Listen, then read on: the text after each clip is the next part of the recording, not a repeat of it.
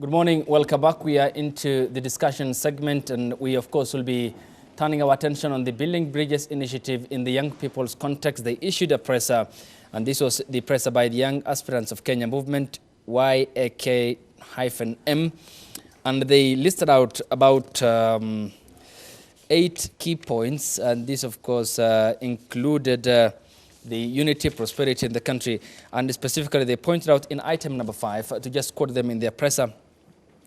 They said, however, given the trajectory that the Building Bridges initiative has taken, we highly doubt whether any bridge will be completed. It is our position that political interest has taken over the initial idea of uniting the nation. We must be honest with ourselves as a nation.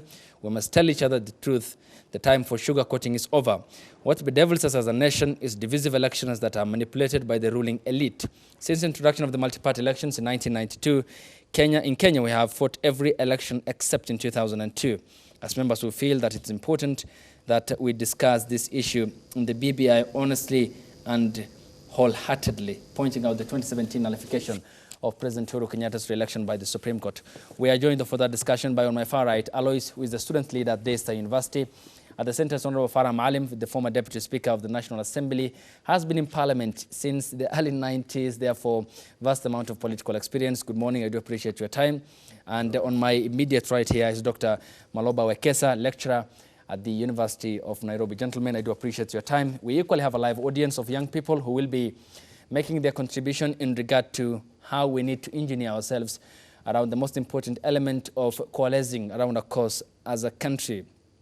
Starting off with you, Honorable Farah Maalim, the young people are pointing out critical and key issues when it comes to the coming together of President Uhuru Kenyatta and the opposition chief Raila Odinga. And they are concerned that while the intent was to restore sanity, have some form of political stabilization, there appears to be differences and factional interests. How do we bridge the unbridgeable differences in the course of building the bridge? The process of building the bridges started with a handshake. But that's just the beginning of the Building Bridges initiative, which the government has in its own legitimate role as the government of the day. As we speak, there are unbridgeable differences. Yes. They have started. But the thing is that all those bridgeable and unbridgeable differences can only be discussed by the people at all levels. This is, in my opinion, the best way is that this was the beginning of a conversation. The conversation is a Kenyan conversation. And Kenyans are going to sit everywhere and talk about this. In their town halls, in their in interviews like this, in universities, in public halls everywhere. Every NGO that is worth its salt right now should be out there to tell, look, it's an open book. It's an open check. We are looking at this thing to see if there is need for us to revisit our own constitution one more time and have a referendum that has a fundamental changes to the constitution, because 10 years down the line, almost 60 years since independence, we have seen a lot. And there's probably need now to come together and have a very good touch on that constitution and you know, chart a new course altogether for the nation. Because it's all been about power play. One head of state stayed for 15 years, the next one stayed for 24 years. Between them, they've got about 40 years. And now the son of the, and then of course the vice president of the second one, who was also the Minister for Finance for the first one, for all those years, and a very close friend of the very first one of the, you know, the young intellectuals at that time who were put into the system. Talking about Mwai Kibaki. I'm talking about Mwai Kibaki. I've been there now after the second president. For 10 years. For 10 and 10 years, 20 years. So the country has never transited from the dark colonial period of about 70 years. It has always been one contestation after the other, all of them self-centered, power-hungry or power-based. So for young people to say, look, we want to talk about these things, let it be genuine. Let them not also be talking about it because they feel they belong to a political, what they call persuasion, and they're trying to fight another political persuasion. You see what I mean? It must be a genuine cause. It must be a very genuine cause that basically has no interest in Raila, for posterity other than what he can contribute to the end of. No interest in Uhuru other than for posterity. No interest in Ruto. If anything, all of them should one way or the other, be there to chaperone these things and help and midwife it, and declaring their interest and saying, look, if we can get the best of these things, let the best man win at the end of the day. Yes. Let the best system win at the end of the day. And I don't think we should have a presidential election in this country anytime anymore in the future of this country. Okay, and that is despite the building up political environment. Yeah. Dr. Wekesa, before we go to the student leader, the focus is on now the two gentlemen who came together at the expense or with the intention of ending the uncertain times after the 2017 elections. That happened. But from the onset, the process was underpinned by politics, and there are some who feel unhappy, who feel concerned about a party coming on board, to disrupt an entire political plan by the ruling party in its succession, that is the ruling Jubilee Party. Talking about the pretty elastic nature of the political players in this country, can we attain some form of political sobriety post-2022? Now, first off, let us be very clear about this, that, and it's my feeling that we should laud the effort between the two major protagonists coming together and saying, enough. We seem to be always caught up in a 5-year cyclic mess. The electoral cycles in this country do not have a seamless interplay so that one political party, whichever that is going to take over or something like that, there has never been a seamless handover. There's always going to be a disruption, and that disruption from economics, the social lives of people, the education, all this is messed up at the behest of political competition. If the two protagonists, who are actually the major protagonists, have actually come together and said, enough, this is something to laud. Now, secondly, in as much as we are lauding this effort, let us also be very clear when we say the BBI. In Kenya, we have never had a shortage of good policy writers. Never. We write brilliant policies. We write brilliant articles. We write brilliant treatises. But where's the follow-up? Who actually sits down and says, now let's actualize this? I can feel that angst and the anxiety amongst the youth when they look at BBI and say, you know what? Maybe this is just one of the ploys that we have always been played on. And that anxiety, palpable as it might seem, has a foundation. Every other time we have been told, all right, we are doing this for the future of society and the youth will take over and all that. It has always been hijacked. I remember how people have redefined who the youth is. Okay. When it has actually been about their own self-perpetuation, especially those who are in political leadership. Now, let us also be very clear, and this is the third one. Political competition is designed to have winners and losers. That's the unfortunate And that's situation. democracy. Yes, which is. Now, the only problem is, here in Kenya, at what point do you look at a political loser and say, the political losers even themselves, and say, we were engaged in a very good competition and we fairly lost, and let the winner take whatever he has to take, and we can retreat so that we are part of the leadership process also. Okay. Now, that never happens. Somehow, BBI is being looked at, in my opinion, as an opportunity to mollify electoral losers. Okay. Rather than, and not just the losers, are you talking, even the supporters. Okay, you're talking about, in this particular regard, when you talk about the losers of elections in regard to the 2017 elections or what's forthcoming? It doesn't matter. We are elections? looking right into the future. And that's why I'm actually sometimes even sad that BBI for some people is being interpreted as the creation of the volume of people who are going to lose will be still accommodated. So we are going to create an expanded executive. Yes. And when you look at those 9 pillars of BBI, and let me just pick one, which is inclusivity. It's being taken that will open up so that even if you lose, you'll still have something to share. So that you mollify the losers and make them part of the process so that they also become winners. We need to change this culture.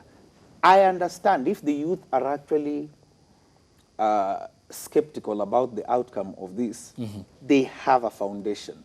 We have to look beyond just including other people and creating space for them in leadership. Okay. We have to look at the general well-being of society every 5-year cycle so that we do not have to have anxiety over elections. We do not have to panic investors. We do not have to mess up social structures, education systems at the behest of political competition. Okay, well noted out, because there are concerns equally for those who are deeply critical about the entire coming together of the two gentlemen, as perhaps no need, because the social contract, the 2010 Constitution, equally stipulates or envisions all the aspects that they have outlined in the 9-point agenda. Alo is coming to you. You are key and part and parcel, pivotal of this presser issued, and it touches you to be specific and the young people across the country. In your firm conviction, will it help or hurt the young people in this country? First of all, everything that the young people spoke about in that presser is very true. If you look at a scenario right now, it looks like it's taking a very different trajectory, like the professor said. If you look at the entire process, it looks very politicized at the moment. However, we also must be realistic. At a time like this and with a situation like this, the process has to be political.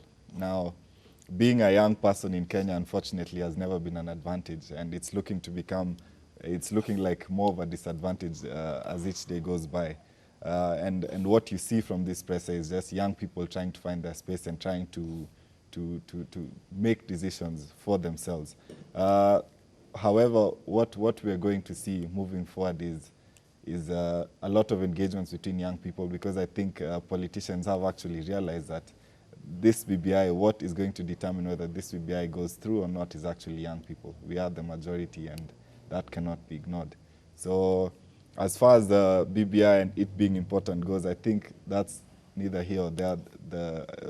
It's very clear what the BBI process is here to do. I mean, it has a few good things in there, that it's brought a stable country, that a young person can now do business. However, if you look at it critically, I mean, there's no real issues that truly affect the young person. Okay, Honorable Farah Maalim, in the burial of the late Daniel Toroitich Arap Moi, Raila Odinga, the ODM party leader, signaled that the DP William Ruto is hiding behind his peasantry life to ascend to power. I mean, there was the talk of the dynasties and the hustlers narrative, which cropped up at the burial of the late Mzee Moi. How do we then turn around the political damage done to this country, undo that damage, and address the fully fledged denials political in this country because of the shortcomings of the political establishment, and perhaps genuinely restore the social, political, and economic order, not only post-2022, but for posterity in this country?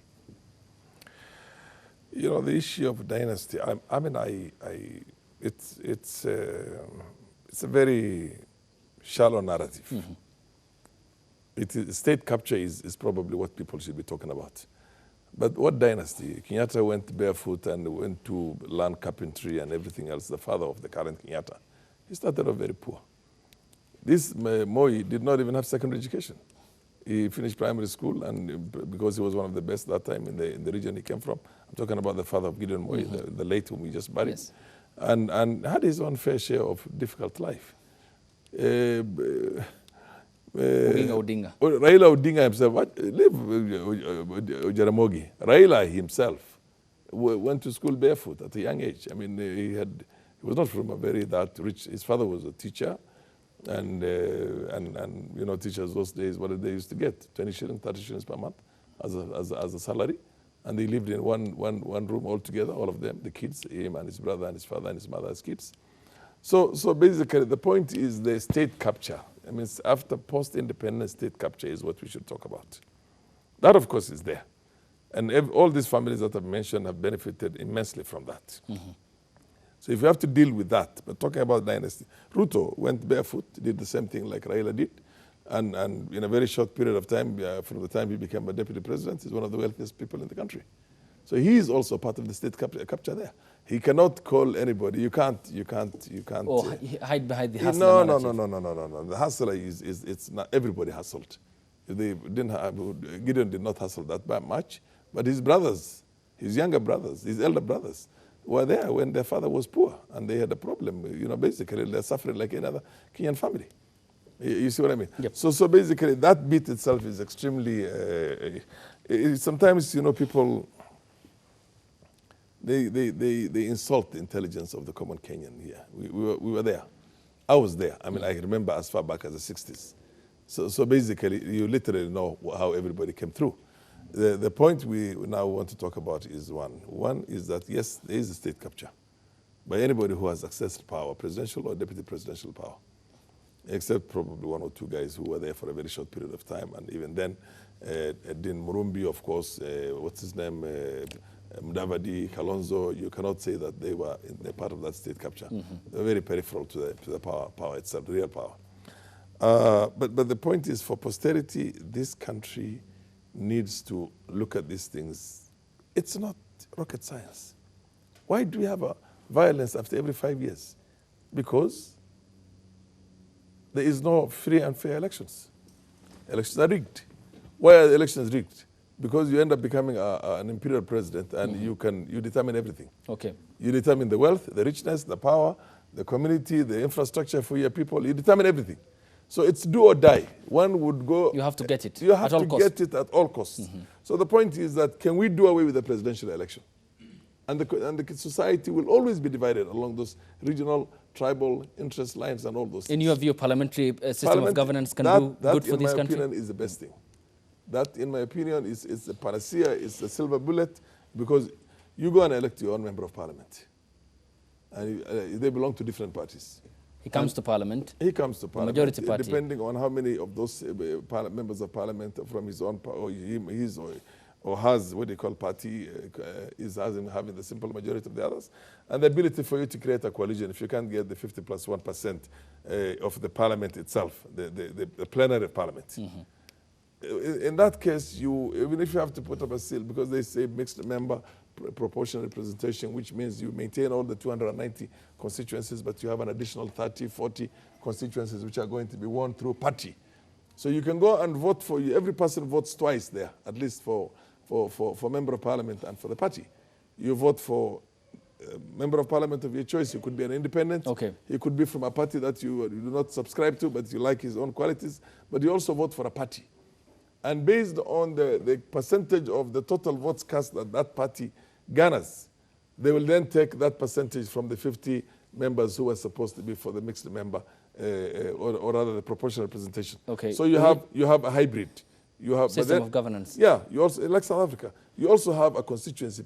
Everybody comes from his constituency, because this is a very divided nation in the sense that people come from different ethnicities, and ethnicity is a problem we want to try and resolve now. Okay. So that proportional representation is there because they are there because of their parties. And in addition to it, they're going to be elected by the whole nation. All right. So my idea, if I just want to conclude on that, is that once you have that, you are then forced to have a coalition in the four corners of the country. All right. Without that coalition, of course, you cannot get the numbers that you need to garner to be able to win that. And for me, that is a good thing. And then plus, how do we share the national cake? Which is equally very critical and key. Which is equally very critical. In regards to... How do you then attend to all the different sectors of society, the youth, the elderly, the gender, gender sensitivity, the women, the girl, all those things. They have to come in within a framework that essentially is free and fair, and it is as good as it has been stated in the but then you have to go for a constitutional amendment. Which now is the point with which the point of referendum comes in. Dr. If I may come to you before we go to our live audience here on set, the aspect of the young people here. I mean, we are talking about a population that makes up the lion's share of 47 million Kenyans, the latest, of course, statistics by the Kenya National Bureau of Statistics. And then we're talking about young people who feel disenfranchised, unacknowledged, underappreciated, underemployed, and are feeling the frustrations. How do we then bring them on board in regards to giving them the adequate necessary attention from the policymakers in the country? Let me weigh in first with what the Deputy Speaker has just said concerning the issue of dynasties. Now, here in Kenya, I want it to be understood first in the way I want to understand it is like this. I know when people talk about dynasties, when they look at it, I understand what they're talking about very well, fairly well. And in Kenya, we have either to choose two things. We are either a knowledge economy or either a connections economy. And these two are very different. You see, for you to have a dynasty, it means that you have gone into a connections economy. When you start a business here in Kenya, is it because of your knowledge that you can prosper? When you go to school, when you come out of school, okay, is it because of your intelligence that you will actually get ahead? Or on the converse, is it because of your connections? And that is why people talk about dynasties. Because we know very well that there are people here in Kenya who, in any competitive state within their own knowledge system, they would not get ahead. Okay. But they have gotten ahead because of connections. And that's why people put two and two together and say, there is this case of dynasties. And I want to look back and say, all right, fine, they came from poverty. But you see, what poverty? We were in an African system. People in Africa never used to even have rich people. You just had kids. You see that? There was so the you say, level. People, yes. Level. You say, oh, people were going to school barefoot. No, no one was wearing shoes after all. So you cannot even measure that. Oh, you are staying in one house, in one room. A hut is just basically one room. So this splitting hairs sometimes, it tends to lose the focus. Right now, I understand when people talk about dynasties, they are talking about connections. Okay. They're not talking about the knowledge economy. Which has but no beyond ethnicity, that now, which political, brings which has no affiliation whatsoever. Of course, the moment political power, you see, it's only in Kenya where political power is actually an avenue for getting wealth, which creates that inequality by the formation of that dynasty. And desire power but to safeguard that wealth. Yes, and to the yes. question. Now, let's go back to the second thing which you have actually mentioned here. Kenya, just like the whole of Africa, is experiencing what we call a youth bulge, all right? In fact, the youngest continent in the world is Kenya. I mean, is Africa. Is Africa. That's the youngest continent. We have more young people than we have old people. Okay. But then, look at it. Right now, the leader of France, and France... Emmanuel Macron. Yes. How old is he? He was elected at 39. Exactly. Go to Finland, by the way. Go to Finland. Go to, actually, the whole Scandinavia region. And look at the economic prowess they have and who is managing them. No deficit You will whatsoever see economically. that most of those people are actually 40. All right? Now, come here in Africa. Despite the youth bulge, despite us taking all these people and creating a vast array of opportunities of education, Okay. the people who are in charge are mostly octogenarians. They are the ones who are the, you know, and sometimes it boggles my mind that the youth are the ones who will play a greater role in electing the fellas who have very little stake left about their own life here in Kenya. In terms you of- are, in you are terms of the electing someone who productivity. is in his 70s, barely having any 10 years of productivity. You are actually 20, having to go another 70 years before you are that person. But you are the one who is electing. And still have the numbers. Where is the chance for the youth? Okay, how do we make the crucial decision at the ballot then? When you have the numbers, you know you have the numbers. Where do they coalesce around then? What is the point that glues them together? This is to elect what a young I have person? always said. You know, I have always said, when you want to define literacy, how do you define it? We have moved the bar. It is no longer just reading and writing. It is also participating in the life that you are living and knowing how it can be manipulated to your advantage in future. That's what literacy is. You are not just going to be literate because you know how to read and write. That literacy of understanding who you are, where you are, and how the future looks like should be reflected in the electoral choices that you make. Every time you have an election, then you are told, now reorganize this government. Organize it by understanding that the future must be the people who have a larger stake in the future of Kenya. Okay. Yes. And who have the numbers. More interesting that you have mentioned the sort of the octogenarian, I mean the ages of the African leadership across the continent. I'm coming to you, Alois, but I need to get to the audience here. And starting off with Lily, who is a student leader at the Kenyatta University here in the country. What's your view in regard to the aspect of unity here, prosperity for this country. And there appears to be in this press that you have issued a concern raised by the young people in the country as to how there is a meticulous engineered plan by the political membership in the country or the political class to sideline the youth even further, despite making up a lion's share of the Kenyan population. Thank you. I believe as a country, we have a very good opportunity to grow, especially now, and especially with the BBI. But I want to disagree with Prof for a minute, that young people have the numbers, yes. We have the numbers, and we make up almost more than actually 50% of the voters in this country. Yet, the representation is not being seen in our houses, in the parliament, in the Senate, even in the appointments that we see in government. And one of the major hurdles facing young people in this country is inadequacy of resources. You see that in this country, to join a political party, to actually vie for a political post, takes a lot of money that most young people cannot be able to raise.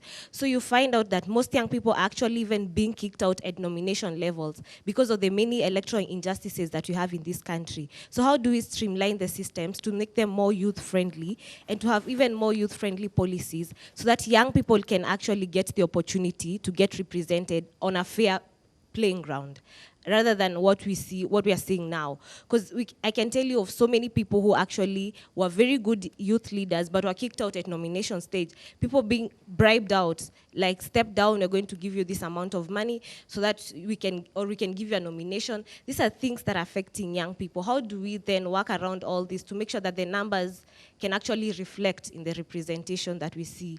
Going over into the issue of what is really also facing us is also unemployment. Okay. You find out that unemployment is a very major issue in this country. But when we talk about the BBI, we're going to talk about the representation, we're going to talk about the Prime Minister post, issues that actually will not directly benefit the young person in this country. Because anyway, how many of us can become prime ministers and deputy prime ministers? But we also want to see our issues being given the front line in this BBI. Can we have more talks on economic revolution? Can we have more talks on mentorship and actually how we are able to implement such things like to do with youth fund and all this affirmative action that the government has placed in making sure that the young person becomes economically independent? Okay, Asante Sana, who I need to pass on the mic to the gentleman just in front of you in the, black suit, yes. What's your view in regard to the aspect of inclusivity? Lily did talk about, creating level playing field in terms of the political competition in the country, not completely locked out, but there are frustrations at some level. And then she talked about the aspect of money here in regard to someone stepping down for another, especially targeting the young people. How do you then also, as you look forward for solutions or to solutions, also equally ensure that you entrench your principles as to wanting this position, not for the sake of stepping down for someone, but equally wanting to turn around the society's progress? Thank you. Let me start by introducing myself. My name is David Kiama. I'm a member of Young Yak movement, a movement that deals with the youth. And I want to go by the question today. Can the BBI solve the youth problem? Number one, so far the BBI cannot solve the youth problem unless we do the inclusivity of the youth. You can see at this time now, we have out of the whole BBI, there is nowhere at one point where the youth are being included. And what we were suggesting as a movement is, can we have points directly directed to the youth on what we can do? So what I'm thinking that we can do, number one, out of the points given at the BBI, we need to be included because our problems, number one, is unemployment. So for the unemployment, we need to be given that percent of all the jobs directed to us as the youth. And maybe that way we can be able to feel that we are included as the youth. You issued the press, and of course I'd like you to pass the mic over to the gentleman with the navy blue suit at the far end. I'll come to the rest of you as you continue with the discussion. Do you feel the point of inclusion here? The case of universities that continue to churn out young people or graduates in this regard, no unemployment. The government seems to be off the curve in terms of understanding or paying the attention to the needs of the young people in the country. And then the advantage in terms of the statistics is that you have the numbers, but equally, according to the doctor here on Dr. Wakesa, you're making not the right choices in terms of putting the people in power or in authority. Why not turn the attention on yourselves as the young people and elect one amongst your peers so that he can be able to address your problems because he understands your problems deeply? Okay. By name, I'm Ephraim Modero from Kabete. It's true that the youth has the numbers. Electing or selecting one to represent the youth is very possible. But as the other lady said, you find that if you reach to the nominations or to where there is a stiff competition, you find that these people who are stable, like the elderly people in the government, or they have the finances. Okay. The youths will not get the opportunity to thrive inside. So it will be impossible, even if we elect, even amongst us, we can elect one to go and represent us. Yes, he will go there, or she will go there. But when it reaches a point where there is some seriousness needed, or is needed to compete the other strongholders in the government, it will be impossible.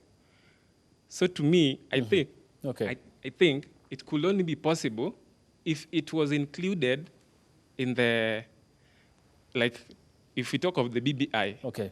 If BBI has included that among the youths, or in every county, the youth representative will be given this position to perform on behalf of the youth. It will help. Okay, a lot. Of course, we look forward to the other sentiments by the other three gentlemen and a lady on set as we continue with the discussion. But on set here, you had a point before we went to the audience, and I'm sure you wanted to express that. What was it about? I just wanted to say that the prof is being a bit dishonest. If you look at for example, most of young leaders in Kenya, not young leaders, but the leaders who are reputable now, actually started their leadership at the university level. But if you look at the situation now, the dons, like Prof here, were very happy to kill comradeship by eliminating what was the one man, one vote system. They were very happy to come up with a system of governance that would eliminate one leader who was bringing maybe issues to one university. But if you look at this delegate system that's been brought about at the university level, has already failed. So I'm very surprised to hear the Deputy Speaker, for example, championing us to actually have a system where it actually takes the vote out of the one person. The truth is, by the time I'm electing my MP, I know I'm electing my MP at the parliamentary level. However, I may have a different opinion at the presidential level and why I want a different leader at the presidential level. So I think this is definitely not a direction that we want to take as young people, and especially as young leaders. We have already seen that it has already failed at the university level. A lot of leaders who are supposed to be strong leaders nationally today ended up not making it because universities had a say over who becomes a leader at the university level. Okay, briefly respond to that before we go on break in a minute. You know, two things. One is we don't have dynasties. I think if you really want to go back and understand what a dynasty is a process that has been there for a very long time. Whether it is wealth, whether it is the kingdoms, the Queen Elizabeth's family and the rest. Which involves hereditary. It involves a very powerful, long, historical hereditary. Over a period of time, some of those ones have been watered down, particularly the political ones, into some kind of a ceremonial ones, like all European, what we call monarchies. What we have, which is exactly what the Prof is talking about, is state capture. State capture. And state capture does not have to be done by one or two families, by the way. It's everybody who has access power. I mean, there are certain institutions in the country, you go there, and the people who are working in that place is who in this country. Okay. You see what I mean? They've taken their children there, they've taken their nephews there, they've taken their nieces there, and these institutions are there. But they were not employed competitively. There are certain families, you look at them, and at whatever level you look at, you will find all the jobs that matter are from that family. Okay. One family, one nucleus family, or slightly maybe a bit extended family. Okay. I mean, those things are there. I don't want to mention names. I mean, it's very perverse now. But that is what we should be dealing with. Okay. Where meritocracy works very hard, as opposed to chasing, a wild goose chase that does not exist called dynasty, and Hasala, which is basically Ruto, Raila. It's basically a contest between individuals who both of them have had their own share of having that and enormous, inordinate, powers and wealth in their own, what do you call, disposal, because of the positions that they've enjoyed, even if it's for a very short period of time. Okay. Now, having said that, when I talk about... Let me just pause you, Wonderful Farah. We go on a commercial break. Come back, you'll continue with the discussion alongside Dr. Wakesa and our live audience here on the program in regard to the young people, inclusivity, the sort of the political talk in regard to the dynasties and the hustlers narrative, and how that likely is going to be shaping the political discourse in the country. The number is 0791478990. The hashtag on Twitter is NewDayKE. The short SMS code is 40920. Stay tuned for the second segment here on the program. There are differing opinions onto the BBI and what it contains, what it holds for this country, whether it can correct and undo the damage done politically to this country, and that remains the main question for generally the public and the 47 million Kenyans. And equally, we are having a discussion on the specificity here, the young people in the country and the BBI, and the point of course, convergence. Yes, Honorable Farah, you had a point before I cut you short. Yes. You see, when I advocate for a parliamentary system of government, the choice is very simple. Either you accept an imperial president, which is what we have right now, and continue with the violence all the time. And continue with the violence and have an election every year in which you think that your choices have been taken into consideration but are invariably always rigged. Always rigged. That is going to literally resolve this country. Or you have, and who is not accountable to you, the man on the hill, who is in the house on the hill, the White House there, is not responsible to anybody. He is not responsible to you. A prime minister is responsible to the country on the floor of the house. On question time. Or every time. You can remove him as often as you want to remove him. Of course, there are rules. It's his party that can remove him. Not that you can just create any coalition anytime and remove him. But you can remove the government. You see, like the kind of scandals we have. In a parliamentary system, that government would have gone. You call for early elections. And then it has worked very well. Look at all the countries that have done very well in terms of development. Look at all the countries. Talking about the snap elections, for instance, in Israel. Other than the United States of America, which, by the way, has got serious problems right now. And everybody's talking about it in America because the same ills which we thought the mother of constitutionalism did not suffer from. Right now, it is elections are getting rigged in America. Yes. The majority is not necessarily the one. Hillary Clinton defeated Donald Trump on the popular vote with 3 million votes. Yeah, you won the electoral college. And even within the electoral college, there was a lot of hanky-panky business. And you see on all these things, you're hearing all these things. But look at the countries that have got a parliamentary system. The UK, Canada, Israel, Japan, India, Japan. Look at all those countries. And comparatively, and the bulk of Europe, Chancellor Merkel, this is also a parliamentary system. Anywhere, go to Sweden, Norway, Denmark, all of them, all these success stories are basically parliamentary systems.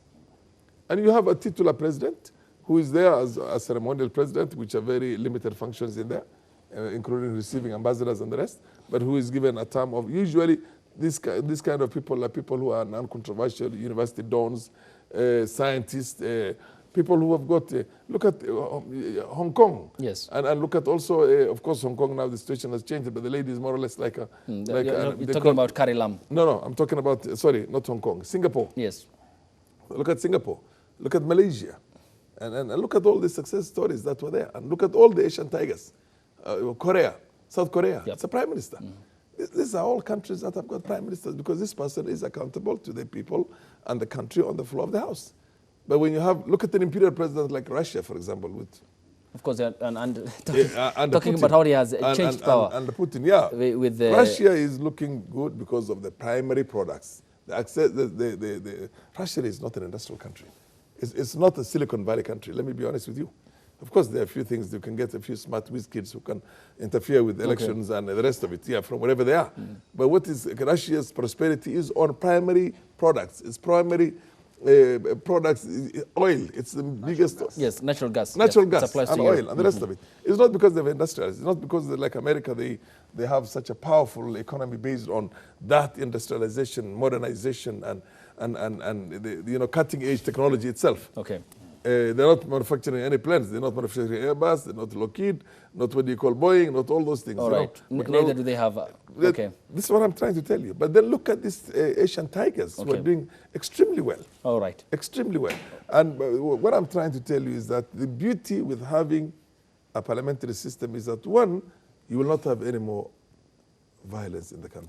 Contestation around the presidency. Electoral violence in the country because there's that one position. Once you capture it, you have the whole state in your hands. Okay, let me just pick this call from John Adamba calling us from the county of Bungoma. Good morning, John. Busiere bababdi. Busiere, habari asubuhi. Nzuri sana. Kwanza wacha niseme mimi huwa nafurahi sana nikimuona mtu kama baba au Farama Ali akiwa hapa. Huwa ninafurahi sana. Asante. Yes, kwa sababu yeye amekuwa mahali ambapo sheria zetu zinapikiwa, sheria zetu zinapangiwa, sheria zetu hata zinatakana zitekelezwe na hapo anaelewa chochote. So wacha nizungumzie upande wa BBI, upande wa vijana. Mimi ninaona BBI inaweza kusaidia vijana. Inaweza kuwasaidia vijana kuanzia hapa mpaka pale. Lakini haitawezekana. Kwa sababu nisema haiwezekani. Okay. Kitu cha kwanza, mimi mwenyewe sijawahi kuona kijana yeyote ambaye ile kitabu cha BBI sijawahi hata kukiona. Sijui ni cheusi, sijui ni nyekundu, sijui ni cheupe, hata sijakiona. Sasa jambo la pili, ukiangalia hapo Mr. Abudi, ambapo ninasema BBI haitasaidia vijana. Vijana wenyewe hata hicho kitabu kikitoka, ni saa ngapi kijana atakaa chini asome hicho kitabu, aelewe, wazungumze na kijana mwingine, wajadiliane, wapate suluhu ya hilo jambo. Vijana wako wapi? Wakimbilia kutafuta mkate wao wa kila siku. Vijana wanashughulika na kutafuta mkate wao wa kila siku. So hawataelewa, na kukosa kuelewa, basi hiyo BBI haitawasaidia. Asante sana, John Adamba. Thank you so much for the contribution from the county of Bungoma. Always we cherish your contribution here from the county of Bungoma. Dr. Can I come to you? You had to respond to Alois? Yes. I want to make this very quick, and it's just a very quick rebut. Full disclosure, I was a SONU leader. I am a product of the University of Nairobi. Okay. I was a SONU leader myself. I was voted in one single vote, which was counting for everyone. All right? I cannot have been part of the process that now changed the electoral system. That is what happened in Parliament. I don't know if, Mheshimiwa, you are there. 2016, the change of University Act in election process for university leadership was changed in Parliament. Lecturers played no part. And in fact, if anything, I am still a product of the same, because right now I am elected as the organizing secretary of WASU. So I cannot have created a system that emasculates students. But that was just a one-off. Okay. The one thing that I want to also rebut from what the audience said is we don't have money. We are young people. We are unemployed. You know, when you are going to be a crybaby like that, nothing is ever going to work in this society. I remember in the 90s, people like Mrisa Kitui, they were basically just dons. They were coming out, and it was nothing about money. At the height of suppressive Kano regime. Everyone was putting up themselves for sacrifice. I feel extremely insulted even when student leadership at the university is reduced to a money system. I feel extremely insulted because I've never been elected because of money. Okay. I've never put myself out there for electoral process because of any pockets I have none. The only thing I do, I bring on board a certain change of leadership in terms of how people are supposed to think. And people look at you and say, this is a leader. And you get elected because of that, primarily because of that. So I want to debunk this myth that unless you have some sort of support financially, you are never going to make it. That myth, in my opinion, in fact, is propagated by the people who have what? Okay. The wealth themselves. So they say, it is only us who can get elected because we are the ones who can be able to marshal a certain electoral platform. And that myth will always subjugate the people who are best to be put in leadership. My advice to the youth is this. Unless you are going to change, unless you are going to look at people with the kind of knowledge they can bring on board, and always keep looking at how much can they be able to pay me. In fact, what you are saying, they can bribe. Remember, when they say you can be bribed, you are the one being bribed. You are the one who is auctioning your future.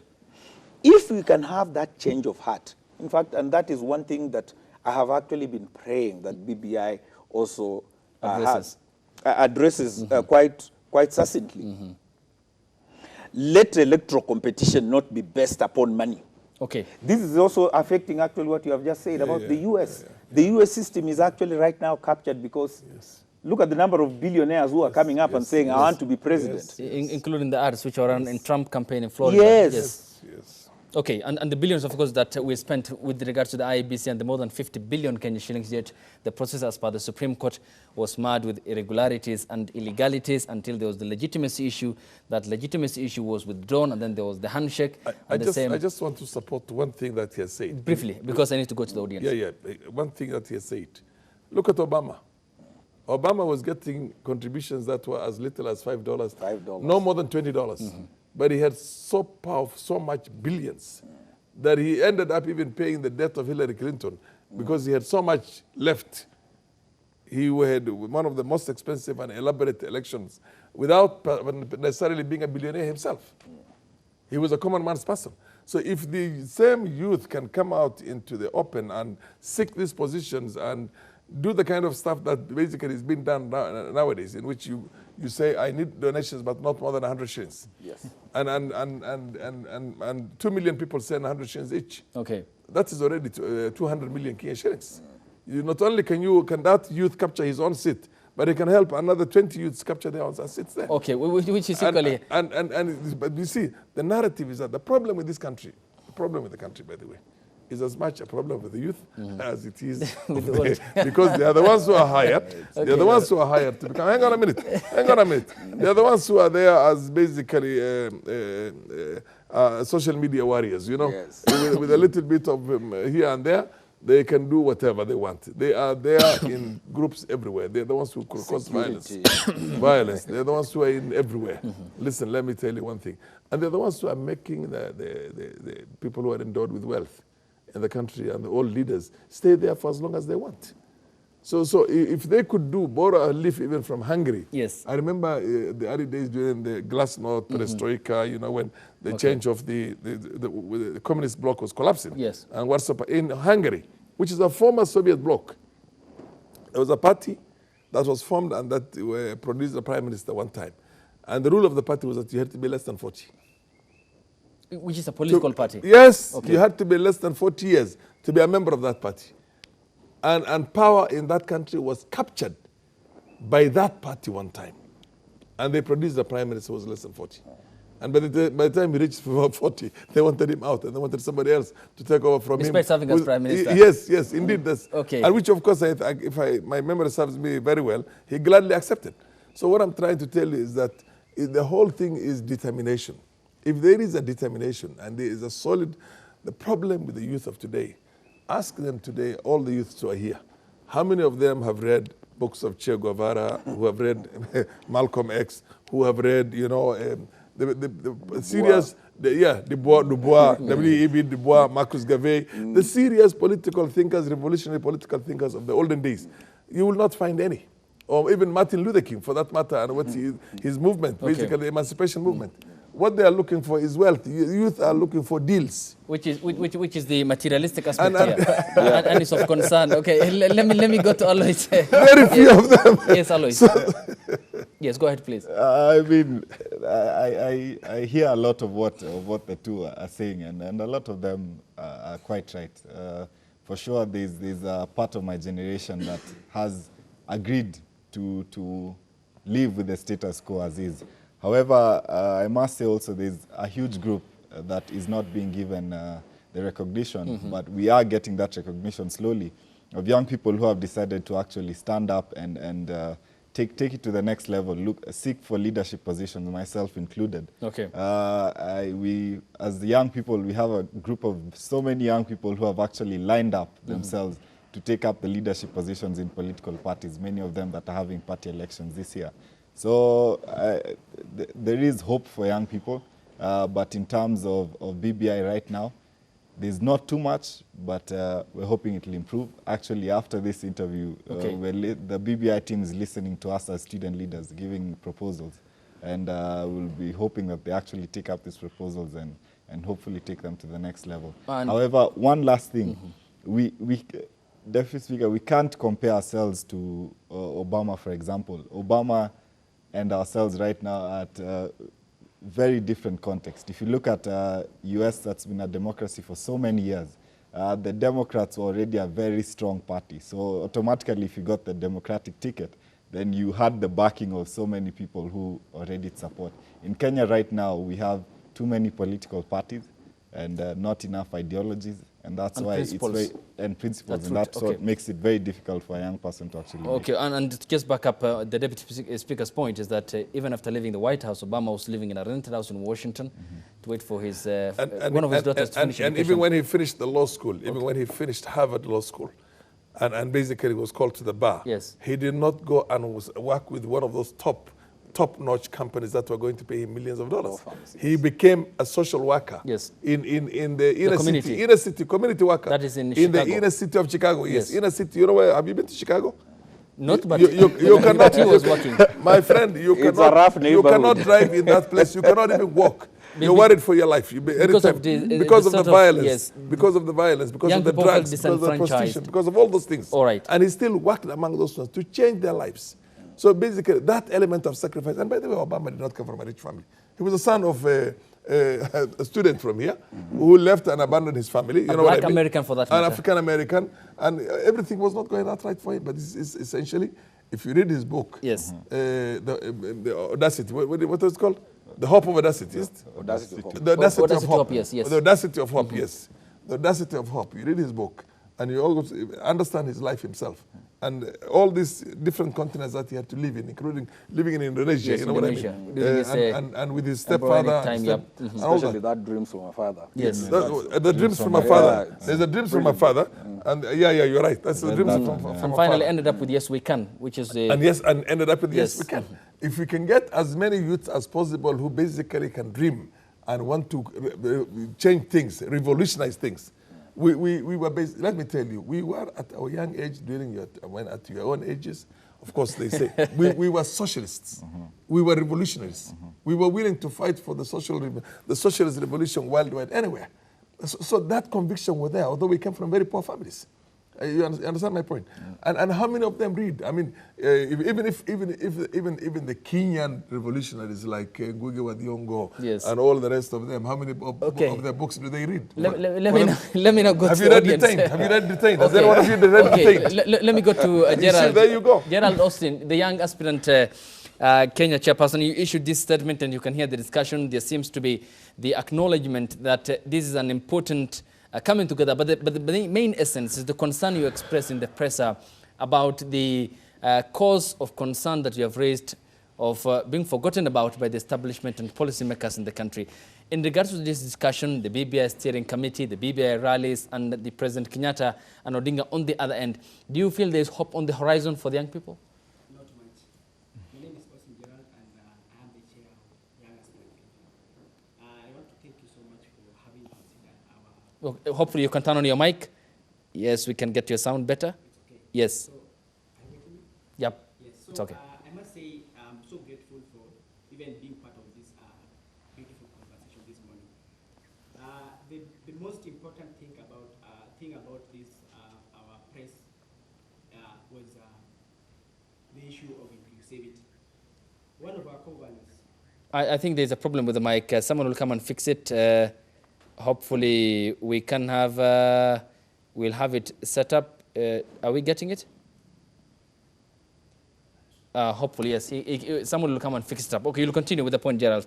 Austin, yes, Dr. Daktari, in terms of the point that we had been discussing here about the important element that the likes of the Honorable former Deputy Speaker have been proposing about the parliamentary system of governance, a total overhaul of the system of, or the structure of governance in the country, and that it will end the political, or will do the needed radical surgery to the country's political problems.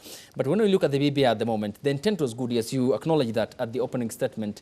But the point is that we seem to be having protracted sense of political discontent, especially in the end of the ruling Jubilee Party, a faction that's allied to the DP William Ruto. On the other end, we have the ODM party that says these are our demands. We want a parliamentary system of governance, and this all amid the BBI sitting, which is set to unite this country.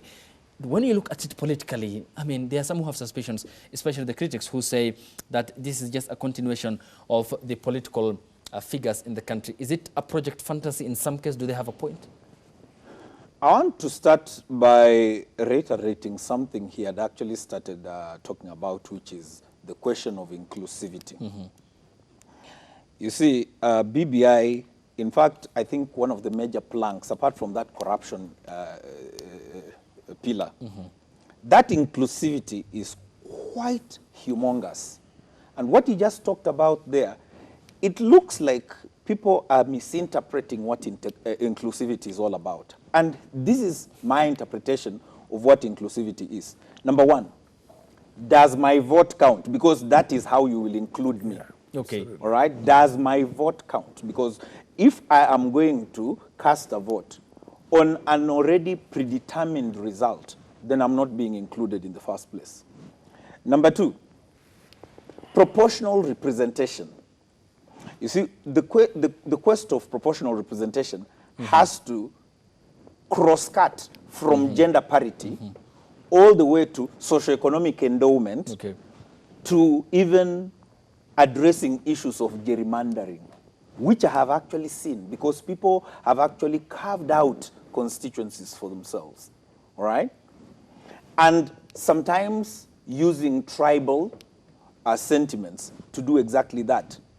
And within that, the question of inclusivity is actually missed. Okay. All right? Number three, and this is actually very fundamental now.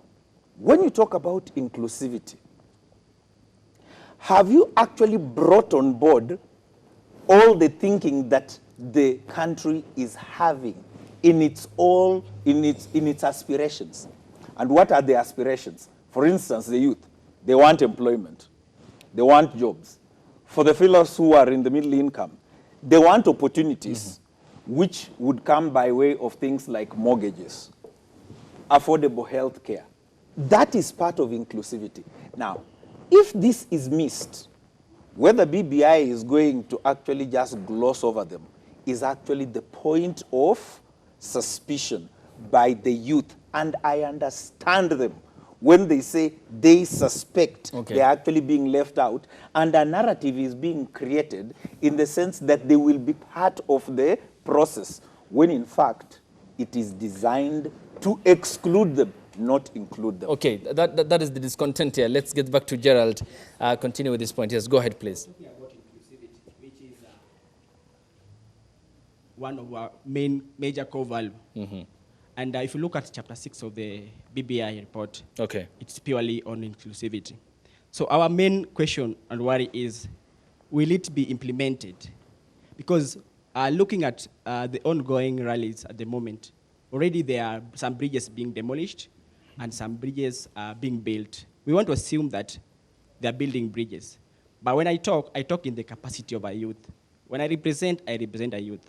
That is exactly why we have come up with this movement to try and solve our problems. Because we realize, in the real sense, no one is really fighting for us in a more meaningful way. Prof has talked about the youth being crying babies all the time. And the youth are also the leading in keyboard. We are typing a lot. Keyboard warriors. We are keyboard warriors. So we have decided to include the youth in the political arena so that we can also form the government. We are not going to rely on those big political parties because exactly what is happening is that you must have some resources or you must have known somebody for you to even get a ticket to run. Even before nomination, we shall have been excluded or shall be left behind. That's exactly why we have this platform, which of course will become a political party in the coming days, but it's there to solve the question of inclusivity, which is much talked about in the BBI. Okay. Yeah, and well, of course, elaborated by the doctor here. Yeah. In regards to what it entails, what is inclusivity, the understanding, and what counts in that particular process, because all the aspects must be sort of amalgamated. If you can pass over the mic to Consolata so that we can equal hear from her. Let me do some gender balance. Yes, it's all about inclusivity, the young people, the aspect of neglect, sidelining, and appreciation and acknowledgement. What's your take on the BBI? I mean, do you prophesize it as you have done in the statement as perhaps just a mere political coming together that has no, longevity post-2022? Okay, my name is Consolata. I'm a student leader at the University of Nairobi. And I want to state first that BBI is a great document. That is something we have to agree on, especially on the content. The content is cutting across every Kenyan, the age and the class. But the question is, and what we should look at is it how, like the way they are selling the BBI, what exactly is the motive behind it? Because that is where the youths come in. That is where the people who are at the base of the hierarchy of the society come in. Because these are the people, when you look at the whole task force, or the whole body that is safeguarding BBI, that is where the youths feel they have been left out. Because these are the issues that are going on in the country at the moment, and the youths are looking at it this way. When we come to rallies, where are they? Yesterday, I think there was something that was going on in social media, whereby the youths in Meru feel if this rally comes here, we don't want people who come to sell their ideologies to us. We want to have a platform as people from Meru, as people from Kitui, as people from Mombasa, to stand and talk about the issues that affect us as a people in this particular region. Because that is where we are missing it out as a nation. The people who are using BBI to sell themselves are making it to look like it's a wrong thing. And the purpose of it is not exactly what they are doing. And then I want to go to the issue of Prof. And he has said that the youths, I believe life is all about learning. That is why in institutions of higher learning, we have student bodies where you can be given a chance to vie, be the president of that union, with time go out there and go on with the same process. Because as a youth, you need to build a profile. Because with time, we need to have leaders who are also competent, leaders who can soberly analyze issues. That is why we need them to learn. And I hear comrades saying in the university, apart from God, you need God the Father, which is true. The Godfather. The Godfather. The aspect of course, Dr. Wakesa did talked about. You need a Godfather. Okay. You need someone who can mentor you along. You need the resources, which is true. Kenya is a capitalistic nation. Everyone is fighting. Everyone wants a space. Okay. So the question the youth should be handling, what can I do as an individual? What can I fight for? Because leadership and politics, it doesn't always come so easily. Okay. Give the effort, and when you get there, you'll serve diligently. Because these things that are given out so easily, they are messing up our nation. Not on a silver platter. Yeah. Pass the mic on to the gentleman in the maroon shirt just behind you so that we can equally get his thoughts in regards to this. Are we still there? And do you feel included, the aspect of inclusivity being a very key or major point standing out in the Building Bridges Initiative Task Force report? Thank you. My name is Joshua Maina Masharia, aka Maina Kamunya, President Imarisha Vijana Kiambu Initiative. First of all, I want to appreciate the two brothers, Uhuru Muigai Kenyatta and Raila Odinga, for handshake. And you have interest in calling them the two brothers. Yeah, they are two brothers. And the BBI. One, I would concur with my sister here. BBI is a great document. It is a historic opportunity for Kenyans to have a conversation and solve the problem that maybe have been aiding this country. One, I only have an issue with the cake, the national cake. I come from a region whereby we contribute over 40% of the GDP of the country. And when I hear the prof saying about parliamentary system, I can't go that route. I can't go that route. Now, it can't be that way. Because how is it that you contribute to the population or the resources of the country, then you are told that let this cash go to the marginalized. As you are talking today, I would say here that Central Kenya is marginalized in terms of resources.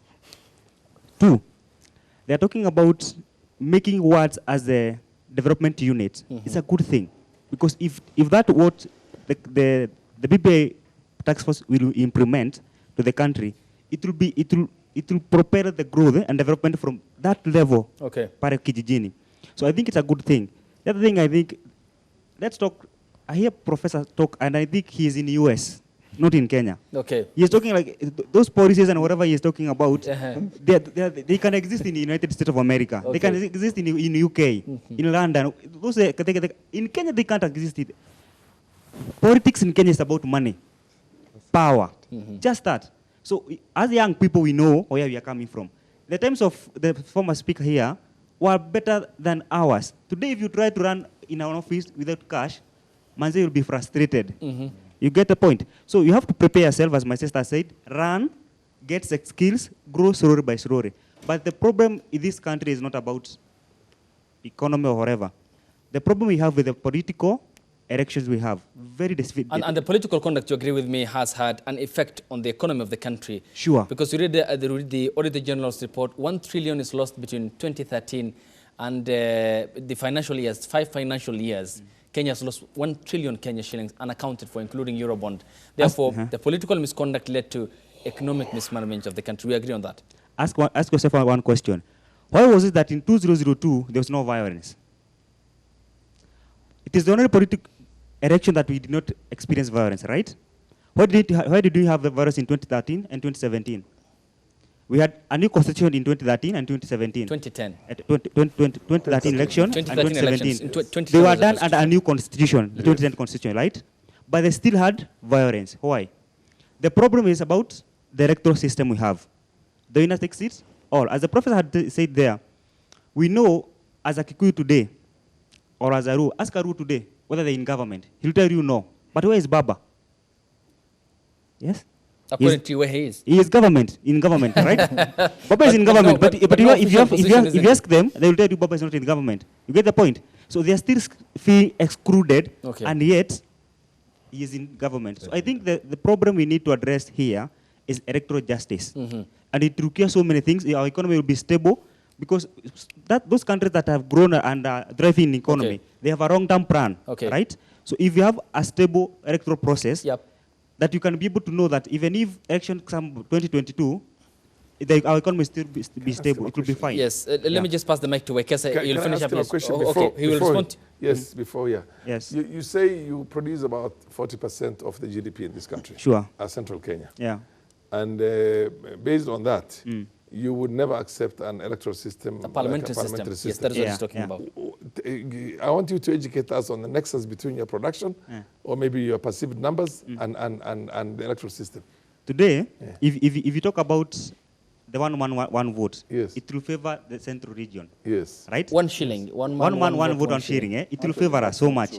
Because Hang on. Go on. Yes. Yes, go ahead, please. It will Because favor Central Kenya. it will favor us. Anything else that doesn't favor you, you No. cannot. No. The reason is this, because I listened to Duare when he was talking about, it was, I think, in those side of his. Yes. That's in Garissa Whatever. County. Yeah. And when he was talking about it, I realized there was something cheeky about talking about the parliamentary system.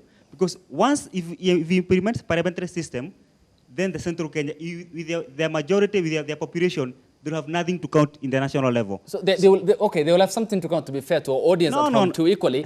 But you're talking about perhaps the lessening the numerical strength of Central Kenya, the sort of the campaign that was pushed for by nominated Senator Isaac Mwaura and the Central Kenya region leaders, Ndindi Nyoro, Rigathi Gachagua, who all said that it must be one vote, one man, one vote, shilling. 1 shilling. Yeah. That has been the cause that they've been pushing for. And Pundit said that otherwise it will reduce their numerical strength because the Prime Minister will be elected by the majority party where only 1 vote will count instead. And the argument was that a constituency in Central Kenya might have 200,000 voters, while the other, say in other part of the country, as you call in quotes marginalized, might have 20,000, yet they will have 1 equal vote in parliament. That's what you've been talking about. The word I come from Okay. is three times Raja. Which constituency?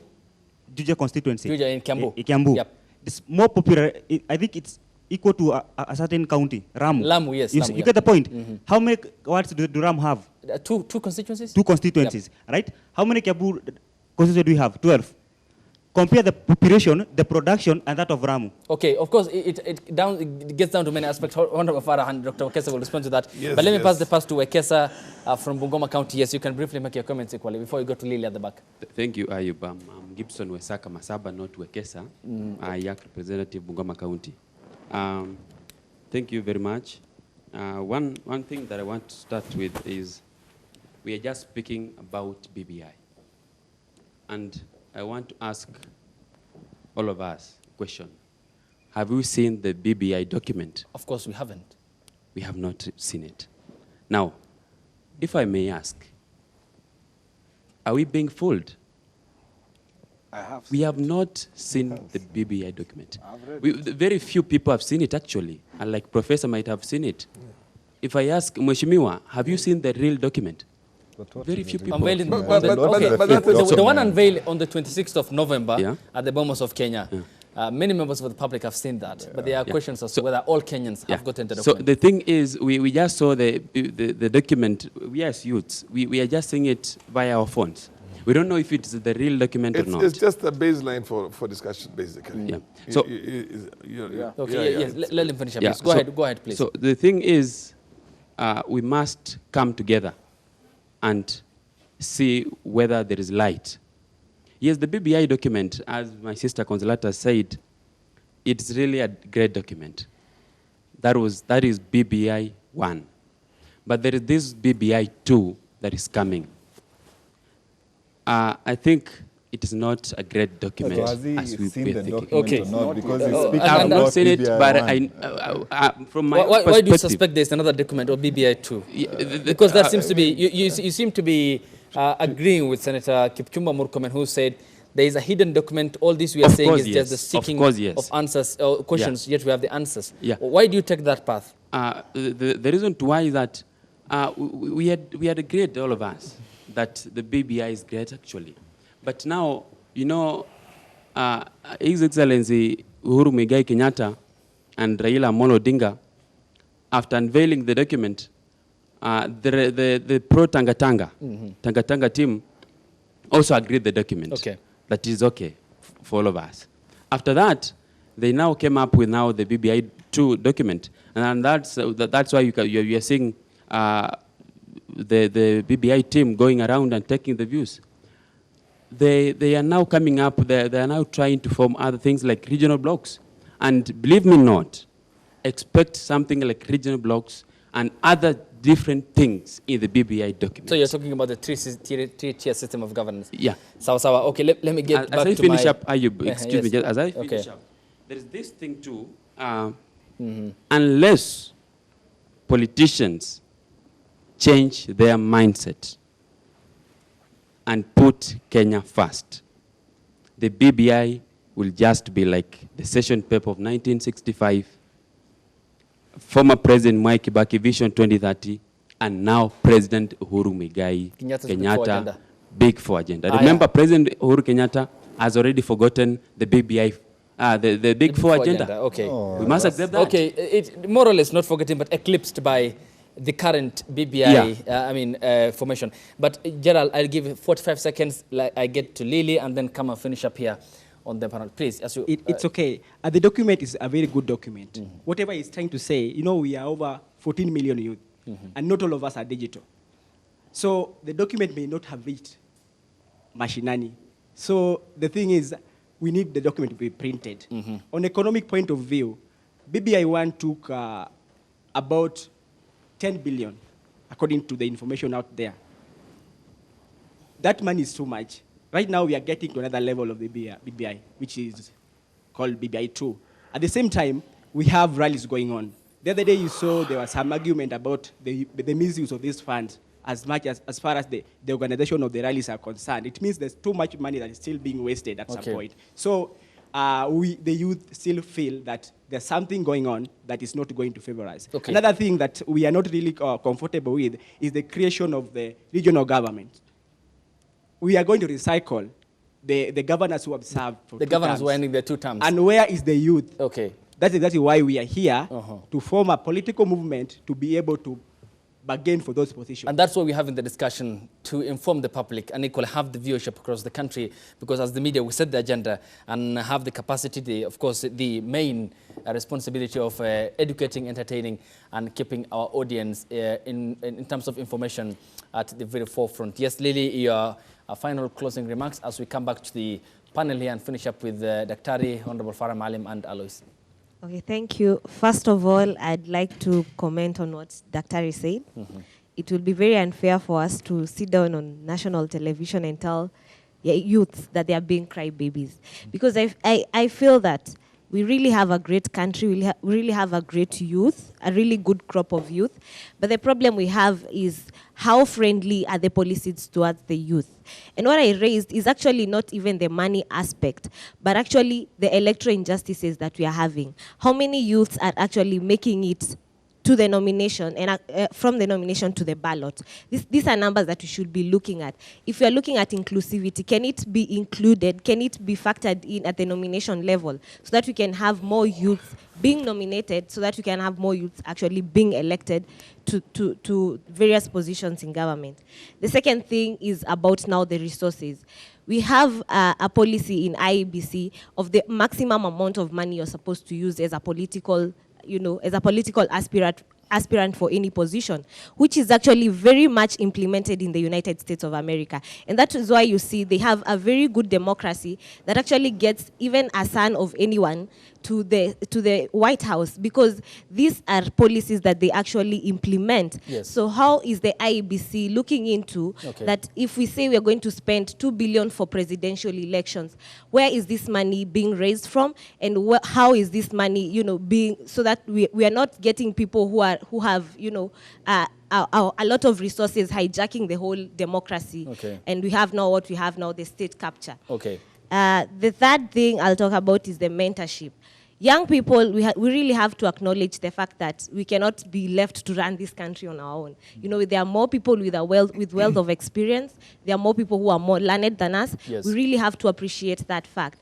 But let us look into serious mentorship that is actually through the system. Let us have more young people being mentored into these political seats, not actually being used to propagate violence and what you're calling keyboard warriors. And also, we also have to be objective as young people, that if I come to, if I'm being mentored, am I getting what I should be from this table, or is it actually, am I being used? These are things that we as young people also comes back to us. Lastly, I'll talk about the BBI report and say that the BBI is a very brilliant report, which actually, like everybody else says, cuts across all the issues affecting this country. But what we see right now is that the BBI has been hijacked by the political class. So what are we going to do to make sure that the task force is at the forefront to spearhead conversation which we should be having, the national dialogue, so that we can actually be able to solve the ills affecting us as a country. Asante sana, thank you so much. Let me get back to the panel here and accord each one 2.5 minutes each as we conclude. Yes, starting off with you, Daktari. I want to talk about the lack of national ethos, because that is actually the centerpiece for any education engagement. Part of the pillar of BBI is the creating of a national ethos. And I think we have actually missed the opportunity of reinventing our youth so that they do not start thinking the only way they are going to succeed in life is to make money, not earn. Remember, a lot of them say, I want to make money, not earn money. In effect, they have actually created this word, and I really hate saying it. This whole idea that you are hustling. For me, it always comes out with a connotation that all you are actually doing is engaging in activity in a production process that is always going to be contra-indicative of the general general good of the economy.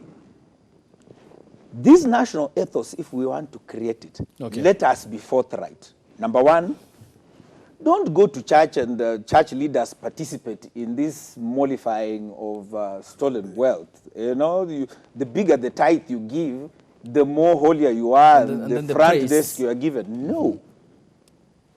This has to be changed.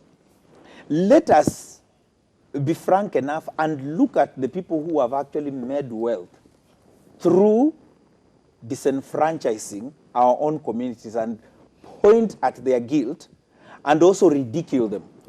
Not glorify them. And you know what people always say, you go to church and say, uongeze where you came from, you know, irrespective of where you actually, because I know that there are some political leaders in my own community who participated in the plunder of the economic mainstay, which is sugarcane. Yet they were actually put in leadership positions. Leading to the catastrophe in so Central this Kenya. national ethos, I mean Western. if we, and for me it is so fundamental because it is ingrained in our education. Let our education system be at the forefront in changing the psyche of our own people so that we can demonize what is actually vice. And then we can elevate those who we actually know create wealth through the disposition that helps society. That would be my take. Yes, Honorable Faramali, your final remarks. Well, I think I will want Kenyans for a moment to think national. If you want to think that what will be in it for my community in this particular system, and you get selfish, you're not being helpful to your community. If there's a presumption that only one community will always be the president of this country, let me tell my friend from Kiambu, Juja, that your community is only 19% of the overall population of this country. And the Western Luyas are very close to you. I think they're probably 1 or 2%, maximum 3% less than you. And at the rate they're going, you never know.